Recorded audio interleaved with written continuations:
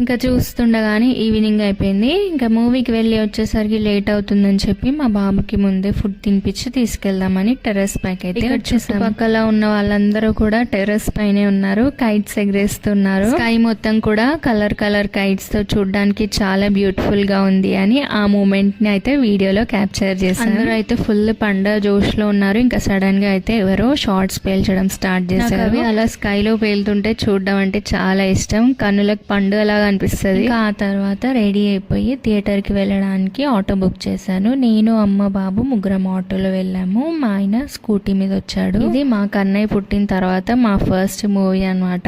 ఇంతవరకు వెళ్ళలేదు, ఇప్పుడే ఫస్ట్ టైం వచ్చాం మళ్ళీ థియేటర్. ఇది మా కన్నయ్య కూడా ఫస్ట్ మూవీయే. మూవీ చూడనిస్తాడా లేదా, వాడి రియాక్షన్ ఎలా ఉంటుంది అనేసి అనుకున్నాను. మేము బుక్ చేసుకున్న సీట్స్ ముందు అయితే కొంచెం స్పేస్ ఉండే అనమాట, అంటే ఫ్రీగా తిరగడానికి. అలా మూవీ స్టార్ట్ అయ్యాక ఒక హాఫ్ అన్ అవర్ వరకు అలా సైలెంట్ గా అమ్మ మీద కూర్చొని చూస్తూనే ఉన్నాడు. ఆ తర్వాత కొద్దిసేపు అలా దిగి అటు ఇటు తిరుగుతూ నా మీద కొద్దిసేపు, వాళ్ళ నాన్న మీద కొద్దిసేపు అలా కూర్చొని ఆడుకుంటారు. ఇంటర్వెల్ వరకు అయితే బానే ఉన్నాడు. ఇంకా దాని తర్వాత స్టార్ట్ చేసిండు అసలు రచ్చ.